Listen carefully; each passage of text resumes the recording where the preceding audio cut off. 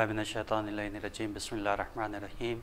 अल्हम्दुलिल्लाहि रब्बिल आलमीन सुम्मा सलातु वस्सलामु अला अशरफिल अंबिया वल मुरसलीन अल्लाहुम्मा सल्लि अला मुहम्मद व आलि मुहम्मद वअज्जिल फरजहुम। मुअज़्ज़िज़ नाज़रीन, अस्सलामु अलैकुम व रहमतुल्लाहि व बरकातुहू। आपका अपने प्रोग्राम हुसैनी परवाने में खैर मक़दम करते मैं सैयद अता अब्बास आपकी जानिब से आपकी खिदमत में खिराज अक़ीदत शोहदाए करबला की पेश करते हैं। इस प्रोग्राम को जारी करने का मकसद व हदफ हुसैनी परवाने का ये है कि आप तक के शोहदाए करबला की अज़मत और उनकी फ़ज़ीलत और उन्होंने जो अपनी क़ुरबानी इमाम हुसैन अलैहिस्सलातु वस्सलाम की खिदमत में पेश की, उनको आपकी खिदमत में बयान करने के लिए हमारे दरमियान मौजूद हैं मेहमान ख़ुसूसी हुज्जतुल इस्लाम वल मुस्लिमीन आली जनाब मौलाना मुस्तफ़ा अली ख़ान अदीबुल हिंदी साहब क़िबला। अस्सलामु अलैकुम। वालेकुम अस्सलाम व रहमतुल्लाहि व बरकातुहू। लिहाजा बग़ैर किसी तमहीद के मौलाना की खिदमत में हाज़िर होते हैं और उनसे ये सवाल करते हैं कि वो शोहदाए करबला कि जिन्होंने अपनी क़ुरबानी के ज़रिए से इमाम हुसैन अलैहिस्सलातु वस्सलाम के मिशन और उनके क़याम को आखिरी नतीजे तक पहुँचाया, उनकी फ़जीलत और अज़मत के बारे में मौलाना के पास जो तरतीब शोहदाए करबला की मौजूद है, उसमें आप आज के एपिसोड में किस शहीद के बारे में और उनकी फ़जीलत और अहमियत को बयान फरमाएंगे। औज़ु बिल्लाहि मिनश्शैतानिर्रजीम बिस्मिल्लाहिर्रहमानिर्रहीम अल्हम्दुलिल्लाहि रब्बिल आलमीन व सल्लल्लाहु अला सय्यदिना मुहम्मद व आलिहि त्तय्यबीन अत्ताहिरीन। फ़हरिस्त जैसा कि हमने अर्ज़ किया था अभी खिदमत में कि हम कोशिश ये कर रहे हैं कि फ़हरिस्त अलिफ़बा की तरतीब से रहे ताकि जो नाम है वो अल्फ़ाबेटिकल तरीक़े से आ जाए, क्योंकि मुक़द्दम व मुअख़्ख़र करने का कोई और तरीक़ा सही मालूम नहीं हो रहा था कि किस तरह हम किसको मुक़द्दम करें और मुअख़्ख़र करें। तो नामों की जो फ़हरिस्त है, अलिफ़बाई फ़हरिस्त जिसको हम कह सकते हैं, आज के हमारे बच्चों की ज़बान में अल्फ़ाबेटिकल कह सकते हैं, उस उन्वान से हम शुहदा का नाम ले रहे हैं। हमारे फ़हरिस्त में आज जो नाम है वो सबसे जो मशहूर नामों में से एक नाम है वो अबू हतूफ़ बिन हारिस अंसारी हैं। अलबत्ता इनको बाज़ लोगों ने अबू अहताफ़ भी लिखा है, लेकिन अबू हतूफ़ ज़्यादा मशहूर है। और ये और इनके एक भाई थे, इनका नाम था साद, यानी अबू हतूफ़ बिन हारिस अंसारी और साद बिन हारिस अंसारी। ये असल में अक़ीदतन ख़वारिज में से थे। और जैसा कि हमारे नाज़रीन भी जानते हैं कि ख़वारिज वो लोग थे जो अमीरुल मोमिनीन के लश्कर से निकल गए थे जब अमीरुल मोमिनीन और लश्कर शाम के दरमियान वो हकमियत वाला मामला हुआ था, और एक तरफ से अम्र आस और दूसरी तरफ से अबू मूसा अशरी के ज़रिए से हकमियत हुई। उसमें फिर अमीरुल मोमिनीन को ज़ाहिरी तौर पर खिलाफत से अज़ल कर दिया गया और अमीर शाम को खिलाफत पर मंसूब कर दिया गया। और उसके बाद एक ग्रोह था जो अमीरुल मोमिनीन के लश्कर से बाहर हो गया और उसने तहकीम को गलत माना और गुनाह माना। उस अक़ीदे के लोगों को ख़वारिज कहा जाता था। तो ये दोनों भाई यानी अबू हतूफ़ बिन हारिस और साद बिन हारिस ये ख़वारिज का अक़ीदा रखते थे, ला हुक्म इल्लल्लाह वाली बातें करने वाले लोग थे। और ये अम्र साद के लश्कर के साथ करबला में आए थे और अम्र साद के लश्कर की तरफ से ही जंग कर रहे थे। ऐसा नहीं था जैसे बहुत से लोग आए हुए इमाम हुसैन की तरफ चले गए, नहीं, ये लड़ भी रोज़े आशूर शुरुआत में ये जंग भी अम्र साद की लश्कर की तरफ से कर रहे थे। और बाज़ मनाबे में इस तरह से आया है कि जब ज़ोहर के नज़दीक इमाम के अंसार काफ़ी कम हो गए थे तो इमाम अलैहिस्सलातु वस्सलाम ने एक बार सदा इस्तिग़ासा बुलंद की, तो अहले हरम में बच्चे और बीवियाँ जो थीं वो गिरिया करने लगी। उनके गिरिये और शेवन की आवाज़ जब इन लोगों के कान तक पहुंची, ज़ाहिरन ये लोग खेमे से नज़दीक हो गए थे, तो इस एक भाई ने दूसरे भाई से कहा, ज़ाहिरन अबू हतूफ़ ने अपने भाई साद से कहा कि हम ला हुक्म इल्लल्लाह का नारा बुलंद करते हैं और हम कहते हैं ला ताअत लिमन असा, उसकी इताअत नहीं की जा सकती जिसने गुनाह किया हो, और हम क़यामत में रसूल अकरम सल्लल्लाहु अलैहि वआलैहि की शिफ़ाअत के मुंतज़िर हैं और ये यकीन रखते हैं कि रसूल अकरम हमारी शिफ़ाअत करेंगे। तो आज हम कैसे उनकी शिफ़ाअत के मुंतज़िर हो सकते हैं जब हम उन्हीं की औलाद के ख़िलाफ़ जंग कर रहे हैं। ये गिरिये और शेवन की आवाज़ें जो बुलंद हो रही हैं, ये रसूल की औलाद गिरिया कर रही है और हम सही रास्ते पर नहीं हैं। और यहीं पर ये दोनों भाई बिल्कुल पलट गए और घोड़ा दौड़ाते हुए इमाम के लश्कर में आ गए और फिर इमाम की तरफ से और इमाम के लश्कर की तरफ से उस लश्कर के ख़िलाफ़ जंग करने लगे जो इमाम के ख़िलाफ़ था, यानी अपने ही लश्कर के ख़िलाफ़ दोबारा ये दोनों भाई जंग करने लगे। तो यहाँ इन दोनों का किरदार एक बहुत ख़ास अहमियत रखता है, बहुत कम जिक्र होता है। जैसे जनाब हुर का जिक्र तो होता है, लेकिन इस तरह के जो बाज़ लोग एकदम से आए रोज़े आशूर ज़ोहर के वक्त मसलन लौट के आए ان لوگوں کا کردار یہ بتاتا ہے کہ اگر انسان ایک دم آخری لمحات میں بھی ہدایت یافتہ ہو جائے، اپنی زندگی کے کچھ آن پہلے بھی، یعنی زندگی کی جو کچھ گھنٹے یا کچھ ساعت بچی ہیں، اگر اس میں بھی انسان اہل بیت سے تمسک حاصل کر لے اور وقت کے امام کی نصرت کرے، تو وہ قیامت تک کے لیے علیہ السلام ہو سکتا ہے. کیونکہ اب ہم جب سلام کریں گے تو بہرحال جب شہداء کو ہم سلام کریں گے تو اس میں ابو حتوف بن حارث انصاری اور سعد بن حارث انصاری کا نام بھی آئے گا. اور یہ دونوں بھائی رکاب میں امام حسین علیہ السلام کی طرف آ گئے ظہر کے وقت، اور انہوں نے جنگ کرتے کرتے جام شہادت کو نوش کیا. تو یہ خود ہمارے لیے، ہم سب کے لیے ایک نوید ہے کہ اگر انسان، کیونکہ گناہوں سے بھری زندگی اگر انسان کی ہو، اگر وہ اپنے وقت کے امام کی معرفت حاصل کر لے اور ان کی نصرت کرے. اب کربلا میں جو لوگ تھے وہ امام حسین کی تلوار کے ذریعے سے نصرت کر سکتے تھے. آج غیبت کے زمانے میں ہم امام کی معرفت کے ذریعے سے امام کی اطاعت اس طرح سے کر سکتے ہیں کہ اپنے آپ کو معصیت سے دور کر کے، امام کی باتوں پر عمل کر کے، اپنے آپ کو امام کی نصرت کے لیے آمادہ کر کے ہم وقت کے امام کی نصرت کر سکتے ہیں. اور یقیناً ہمارے لیے بہترین آئیڈیل یہ وہ افراد ہیں جنہوں نے کربلا میں اپنی جان نثار کی. جزاک اللہ. اور جیسا کہ آپ نے ان صحابی کے بارے میں جو عظمت اور ان کی فضیلت کو بیان کیا، اور پیغام عالم انسانیت اور عالم بشریت کے لیے ایک یہ بھی پیغام ہے کہ ہم اپنے آپ کو ہر اعتبار سے، ہر طریقے سے جافشاں کر دیں اور اپنے آپ کو قربان کر دیں ائمہ معصومین علیہ السلام کی معرفت اور ان کی شناخت کے لیے. یہاں کے اوپر ایک سوال بہرحال آپ سے گزارش ہے کہ اس کے بارے میں تھوڑا عمیق اور مفصل طور کے اوپر، اور ایسے پیغام کو کہ جو عالم انسانیت اور عالم بشریت کے لیے بطور رول ماڈل اور ایک نمونہ عمل قرار پائے. وہ یہ ہے کہ آج کے دور میں ہم دیکھتے ہیں کہ انسان، جبکہ امام آج بھی موجود ہیں، آج کے وقت کا امام ہمارا موجود ہے، لیکن انسان ان کی معرفت سے دور ہے. اس معرفت کو حاصل کس طریقے سے کیا جائے اور معرفت کی،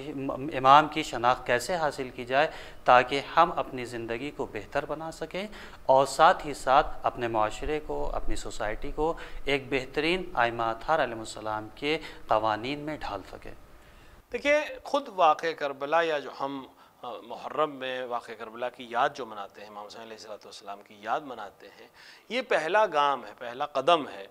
امام کی معرفت حاصل کرنے کے لیے. کیونکہ اس میں ہم مسلسل ان لوگوں کا ذکر کرتے ہیں جنہیں اپنے وقت کے امام کی معرفت کاملہ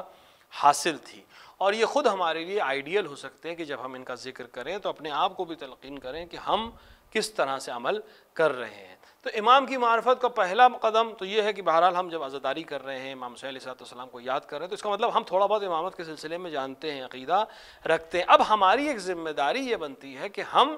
وقت کے امام کے سلسلے میں اپنے معاملات کو بہتر کریں. کس طرح سے ہمیں یہ یقین ہو کہ ہم واقعاً اپنے امام سے وابستہ ہیں، کیونکہ امام تو ہم سے وابستہ ہیں. کیونکہ امام علیہ السلام نے تو صاف کہہ دیا ہے کہ میں تمہارے اوپر ہر حال میں نگاہ رکھتا ہوں، کیونکہ اگر میں تمہارے اوپر نظر نہ رکھوں تو ہمارے دشمن تمہیں نگل جاتے. اس کا مطلب ان کی رحمت، ان کا کرم اور لطف ہے کہ ہم زندگی گزار رہے ہیں. آج بھی دیکھیں دنیا میں ہر طرف مومنین پر حملہ ہے، ہر طرف مومنین سختی میں ہیں، لیکن اس کے باوجود جی رہے ہیں. اس کے باوجود ایک پہچان ہے، اس کے باوجود عزاداری ہے سید الشہداء علیہ السلام کے صدقے میں سے ہی ہم پہچانے جاتے ہیں. اسی عزاداری کے ذریعے سے دنیا بھر میں الگ طریقے سے باقی تمام مسلمانوں سے ایک الگ ہمارا رنگ رہتا ہے اور ہم کو لوگ پہچانتے ہیں. تو خود امام علیہ السلام ہم کو اپنے لطف و کرم سے رکھے ہوئے ہیں اور ان کی وجہ سے ہم زندگی گزار رہے ہیں، لیکن ادھر کے رابطے کے ساتھ ساتھ ادھر سے رابطہ ہونا ضروری ہے. اور اس میں جو سب سے اہم ذمہ داری ہے وہ یہ کہ ہم اپنا رابطہ کریں. تو رابطہ کیسے صحیح کریں؟ اپنے امور کو دیکھیں کہ وہ امام کی منشا کے لحاظ سے ہیں یا نہیں. دیکھیے، جب آپ کسی کو چاہتے ہیں، کسی کو مانتے ہیں، تو بہت ضروری چیز یہ ہو جاتی ہے کہ پھر آپ کا عمل اس کی چاہت کے حساب سے ہو. ہم دنیا میں جس سے محبت کرتے ہیں، کوشش یہ کرتے ہیں کہ پھر اس کی خلاف ورزی نہ ہو. جو رنگ اسے پسند ہو ہم اس رنگ کی چیزیں لائیں. ہم اس رنگ کے، مثال کے طور پر کار خریدنی ہے، ہم اسی رنگ کی خریدیں گے جس رنگ کی اسے پسند ہو. سارے کام اس کی پسند سے ہوں گے. ہم گھر میں کھانا پکوائیں گے تو اس کی پسند کا کھانا پکوائیں گے. ایک عام سی چیز ہے. تو اب اپنی امور زندگی میں ہم دیکھیں کہ کون سا عمل ہمارا امام کی پسند کا ہے اور کون سا عمل ہمارا امام کی پسند کا نہیں ہے. جو امام کی پسند کا عمل ہے اس کو ہم انجام دیں. جو امام کی پسند کا عمل نہیں ہے اس سے ہم اجتناب کریں تاکہ ہم واقعاً اپنے آپ کو صحیح طریقے سے امام کا محب ثابت کر سکیں. امام کے لیے بہت سے کام ہم کر سکتے ہیں, بہت چھوٹے چھوٹے کام ہیں جس کو کر کے ہم اپنا رابطہ امام سے اپنے آپ کو بھی یاد دلا سکتے ہیں اور اس کو مضبوط بھی کر سکتے ہیں. صبح اٹھتے ہی ایک سلام امام کو کرنا, السلام علیک یا صاحب العصر والزمان, یہ کہتے ہی ہم اپنے آپ کو متوجہ کر لیتے ہیں, اپنے آپ تلقین کرتے ہیں کہ ہم نے جس کو سلام کیا اس نے ہمیں جواب بھی دیا ہوگا, تو جب امام نے ہمیں جواب دیا ہے تو پھر یہ پورا دن سلامتی کے ساتھ گزرنے والا ہے. ساتھ ہی ساتھ ہم اپنے آپ کو تلقین کر لیں گے کہ اس کا مطلب امام ہم کو دیکھ رہے ہیں جی. تو اب کوئی عمل ایسا نہ کرو جس سے امام کو تکلیف ہو. اور ایک یا امام کے لیے مثلا صدقہ نکالنا, روایت میں ہے کہ ہر دن امام کے لیے صدقہ نکالیں, جس طرح ہم اپنا نکالتے ہیں, اپنے اہل و عیال کا نکالتے ہیں, امام کے لیے صدقہ نکالیں. تو اس طرح دھیرے دھیرے ہم معارف کی طرف بڑھ سکتے ہیں, اپنے آپ کو تلقین کریں ہر عمل میں. اس سے امام کو مطلب نہیں ہے کہ جو امام کا نصرت کرنے والا ہوگا وہ مثال کے طور کے اوپر صرف نمازیں پڑھتا ہوگا یا صرف قرآن پڑھتا, نہیں, جو بھی زندگی کے جس شعبے میں آپ کام کرتے ہیں, اسکول جاتا ہے کوئی اسٹوڈنٹ ہے, اسکول میں پڑھتا ہے,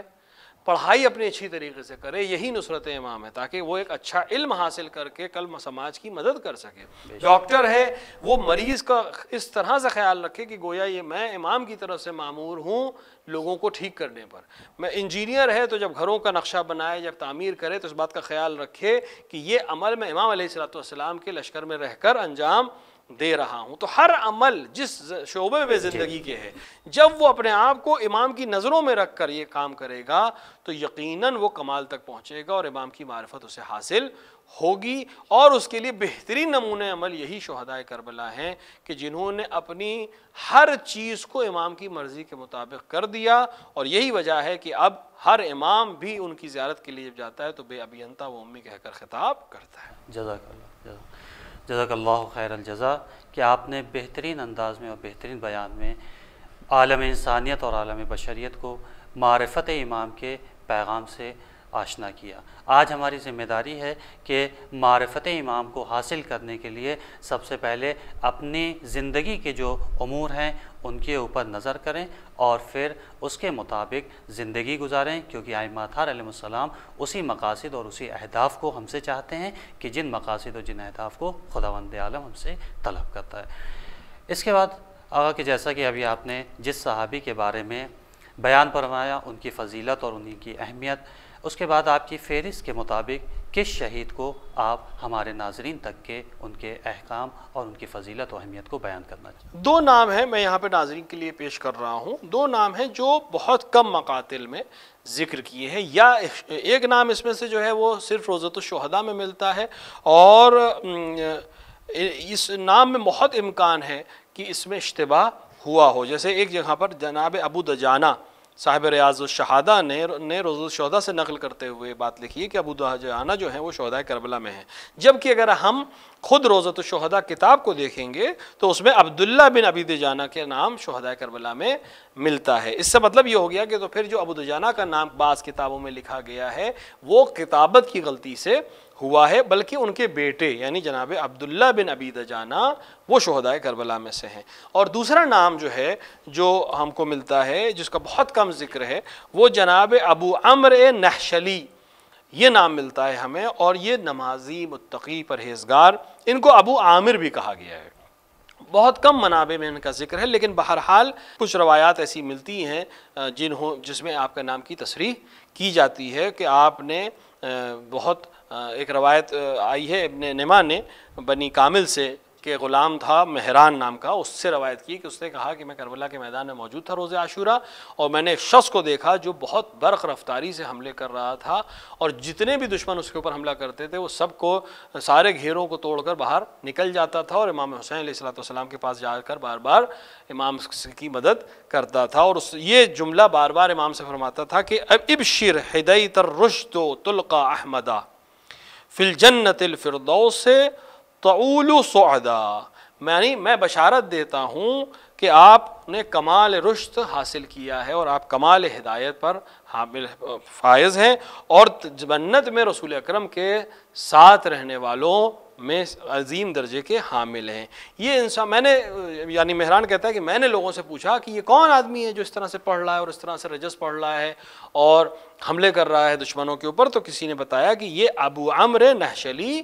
ہیں، اور انہوں نے زبردست ہم جنگ کی اور آخر میں ہمارے ساتھ کے لشکر سے ایک شخص نے آگے بڑھ کر ان کو قتل کیا اور ان کے سر کو تن سے جدا کر دیا۔ لیکن بہت کم منابع میں ان کا ذکر ملتا ہے، لیکن چونکہ ہم نے کوشش یہ کی ہے کہ جس کسی ایک منابع میں بھی اگر کسی شہید کا نام ذکر ہوا ہے تو ہم اس کو ذکر بہرحال کر دیں کہ اگر وہ شہداء کربلا میں سے ہوں تو بہرحال ان کا حق ادا ہو جائے، اور اگر نہیں ہو تو کم سے کم اس کی ذمہ داری اس مورخ کے اوپر رہ جاتی ہے جس نے ان کا نام ذکر کیا ہے، لیکن ہم ذکر کر دیتے ہیں تاکہ کم سے کم فہرست میں ان کا نام رہ جائے۔ تو آپ ان لوگوں میں سے تھے کہ جن کا نام کم ملتا ہے، کوفے کے رہنے والوں میں سے تھے، پرہیزی، نماز گزار، اور امام حسین کی نصرت کرتے ہوئے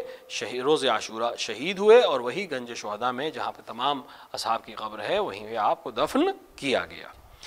یہ سوال اگر یہاں کے اوپر مطرح ہوتا ہے کہ یہ کیا وجہ ہے کہ بعض منابع کے اندر کچھ شہداء کربلا کو ذکر کیا گیا ہے، بعض منابع کے اندر ان کا نام ذکر نہیں ہوتا ہے، اس کی وجہ اور سبب کیا ہے؟ دیکھیں، سب سے بڑی وجہ یہ ہے کہ دیکھیں کربلا میں جب جنگ ہو رہی تھی تو زیادہ تر جو ہمارے پاس راوی ہیں، زیادہ تر جو ہمارے پاس ڈسکرپشنز آئے ہیں وہ دشمنوں کے پاس سے آئے ہیں۔ بس جیسے ابھی میں نے جو روایت پڑھی یہ بھی دشمن کی روایت تھی۔ اصل میں کیا ہوتا تھا، جیسے فوج بھیجی گئی، حکومت نے ایک فوج بھیجی ہے جنگ کرنے کے لیے، تو ساتھ میں وہ کچھ لوگوں کو بھیجتے تھے جو صرف رپورٹس لکھتے تھے، جو ڈسکرپشن لکھتے تھے، آج کہاں پہنچے، آج کہاں پہنچے، آج کیا ہوا، تاکہ وہ حاکم تک پہنچ سکے کہ آج فوج نے کیا حرکت کی، آج کہاں ملاقات ہوئی، کتنا عزوقہ خرچ ہوا، اس میں وہ سارے ڈسکرپشنز لکھتے تھے۔ یہی لوگ بعد میں راوی بن گئے اور یہی لوگ ہم تک باتیں پہنچاتے ہیں۔ تو اب کربلا میں کسی راوی نے کسی شہید کو پہچان لیا، اس کا نام لکھ دیا، یا اس کو پہچاننے میں غلطی ہوئی، مثلا اس نے اکثر لوگ نقاب پہن کے جنگ کرتے تھے یا ہود لگا کر جنگ کرتے تھے، یا مثلا شکل کسی سے ملتی ہوئی تھی، اس نے لگا کہ یہ فلاں شخص ہے، نام ان کا لکھ دیا، بعد میں پتہ چلا یہ وہ شخص نہیں تھے، دوسرے شخص تھے۔ تو اس طرح سے ناموں میں اختلاف، یا اب جس نے بعد میں مقتل کو لکھنا شروع کیا اس کی نظر میں یہ راوی موثق نہیں تھا تو اس نے ان کی ہوئی رعایت کسی نام کو قبول نہیں کیا، دوسرے کسی مصنف نے اس راوی کی بات کو قبول کر لیا اور مقتل کی روایت کو اپنے ہاں درج کر دیا۔ تو اس میں چونکہ وہ جو علم رجال والی بحث آ جاتی ہے، حدیث میں بھی جو بحث ہے کہ اگر ہماری نظر میں کوئی شخص موثق ہے تو ہم نے اس کی روایت لے لی، ہماری نظر دوسرے کی نظر میں وہ شخص موثق نہیں، اس نے اس کی روایت کو نہیں لیا۔ لیکن چونکہ یہاں فقہی مسئلہ تو ہے نہیں، یہ تاریخی مسئلہ ہے، تو یہاں اگر تاریخ میں اس کے کوئی رد مل جائے، مثلا جیسے ابو دجانہ کی ہم نے بات کی کہ ابو دجانہ بہت پہلے شہید ہو چکے ہیں اور جس جگہ سے انہوں نے نقل کیا اس جگہ پر بھی اس کا نام موجود نہیں ہے بلکہ ان کے بیٹے کا نام موجود ہے، تو ممکن ہے چونکہ پہلے پرنٹنگ تو سسٹم تھا نہیں، کتاب نقل کی جاتی تھی، ہو سکتا ہے نقل میں عبداللہ بن دجانہ کی جگہ جو ہے صرف ابو دجانہ لکھ دیا گیا اور ساتھ لکھنے بعد کے پڑھنے والوں کو لگا کہ ابو دجانہ بھی شہید کربلا ہو سکتے ہیں، جبکہ ان کے بیٹے عبداللہ بن ابو دجانہ شہید کربلا میں سے ہیں۔ تو اس طرح بہت سے لوگوں کے نام یا مس پرنٹ ہوئے ہیں، لکھنے کی غلطی ہے، ایک نام کے کئی لوگ تھے تو یہ ہوا کہ شاید یہی ایک نام ہو اور پھر دوسرا نام نہیں لیا گیا، بعد میں جب ولدیت آئی یا قبیلے کا فرق آیا تو دوسرے آدمی نے اس نام سے نقل کیا۔ تو اس طرح سے ایک ہی نام کے کئی لوگ یا مثال کے طور پر ایک ہی شخص کے کئی نام، اس طرح سے بہت سے مسائل ہیں۔ لہٰذا ہم نے جب تحقیق کو مرتب کیا تو ہم نے تمام ان شہداء کا نام جس کو کسی ایک کتاب نے بھی نقل کیا تھا ان کو فہرست پہ کم سے کم شامل کر لیا کہ اس کتاب میں ان کا نام شہداء کربلا میں موجود ہے۔ تو اس سے فہرست طولانی ضرور ہو گئی لیکن کم سے کم ہمیں ایک اطمینان ہو گیا کہ کم سے کم ہم وہ جتنے لوگ جن کو کسی بھی وجہ سے یا کسی بھی مورخ نے معاصر میں سے یا متاخرین میں سے شامل کیا ہے شہداء کربلا میں، ہم کم سے کم ان کا نام تک لوگوں تک پہنچا سکیں۔ تو منابع میں اختلاف کی ایک بہت بڑی وجہ یہی ہے کہ ایک شخص کو، ایک راوی کو میں اپنے قبول کرتا ہوں، دوسرا شخص قبول نہیں کرتا، تو اس طرح بہت سے ناموں کے اختلاف کی وجہ سے یا نہ پہچاننے کی وجہ سے یا راوی کو قبول نہ کرنے کی وجہ سے ناموں میں اختلاف آیا ہے۔ لہٰذا ہم نے یہاں پر جو کوشش کی وہ یہی کی کہ ہم کم سے کم فہرست میں صحیح کم سے کم ان کا نام نقل کر دیں کہ بعد میں محققین انشاءاللہ اس پہ اور تحقیق کریں گے اور منابع شاید ہم تک پہنچے ہوئے، بہت سے منابع ہم تک پہنچے نہیں۔ ہمارے پاس جو روایات آئی ہیں ان میں سے یہ بھی خود ایک کمال ہے کہ ہم تک پہنچ گئیں بہت سی چیزیں، ورنہ مسلسل دشمن جس چیز کو نقصان پہنچا رہا ہو، کاٹ رہا ہو، ڈسٹارٹ کر رہا ہو، اس کا ہم تک پہنچ جانا خود یہ ایک کمال میں سے۔ اب جیسے ایک نام اور ہے جو شہداء کربلا میں نے اپنی فہرست میں لکھا ہے، ان کا نام ابو عمرو زیاد بن عریب ہے، اور یہ اصحاب رسول میں سے مانے جاتے ہیں، یعنی صحابی رسول میں سے ہیں، اور لیکن اولین سیرت نگاروں نے ان کا نام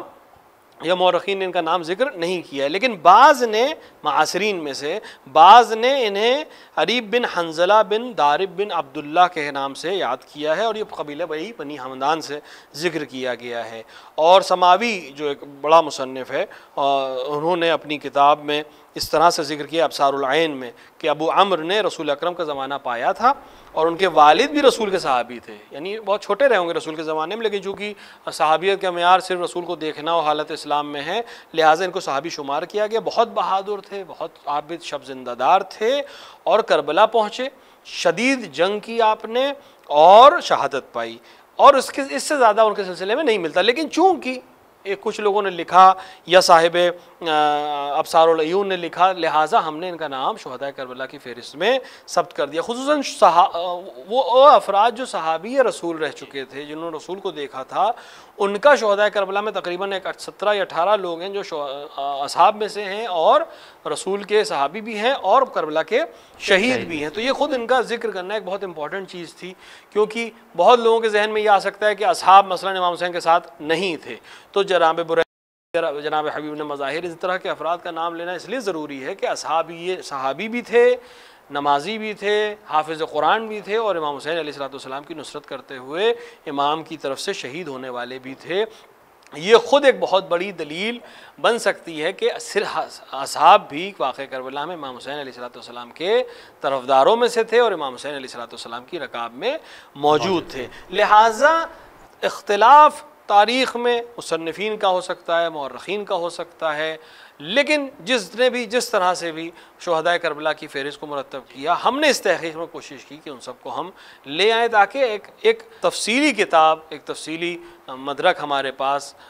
شہداء کربلا کے سلسلے سے ہو جائے، جو اردو زبان میں بہت کم اویلیبل تھا، اور بعد کے محققین انشاءاللہ اور تحقیق کریں گے یا اور منابع ہمارے پاس آئیں گے تو ہم اس کو اور بہتر طریقے سے جان سکیں گے، لیکن کم سے کم جس نے بھی کسی ایک شہید کا بھی نام لیا ہے وہ کم سے کم اس فہرست میں آ جائیں، تاکہ ان کا کچھ نہ کچھ حق ادا ہو سکے۔ جزاک اللہ خیر الجزا۔ بہترین انداز اور بہترین بیان میں مولانا حجت الاسلام والمسلمین عالی جناب مولانا مصطفیٰ علی خان ادیب الہندی صاحب قبلہ نے مقام اور اہمیت شہداء کربلا کو آپ تک کے منتقل فرمایا۔ انشاءاللہ امید یہ ہے کہ یہ بیان اور یہ جو فضیلت ہے شہداء کربلا کی، وہ آپ سبھی کے لیے مفید ثابت ہوگی۔ چونکہ دامن وقت میں گنجائش نہیں ہے، لہذا اپنی بات کو یہیں کے اوپر ختم کرتے ہیں۔ انشاءاللہ اگلے ایپیسوڈ میں ایک اگلے شہید کربلا کے حوالے سے مولانا کی خدمت میں دوبارہ حاضر ہوں گے، اور ان کے بیان کے ذریعے سے اہمیت اور فضیلت شہداء کربلا کو آپ تک کے پہنچائیں گے۔ اب آپ سے اجازت ہے، اور خصوصاً نیچے دیے گئے نمبرز کے اوپر اپنی رائے اور اپنے مشورے کے ذریعے سے ہمیں نوازیں۔ والسلام علیکم ورحمۃ اللہ وبرکاتہ۔ آخر میں دعائے امام ظہور عجل اللہ تعالی فرجہ شریف مل کر پڑھتے ہیں کہ بسم اللہ الرحمن الرحیم، اللہم عجل لولیک الفرج۔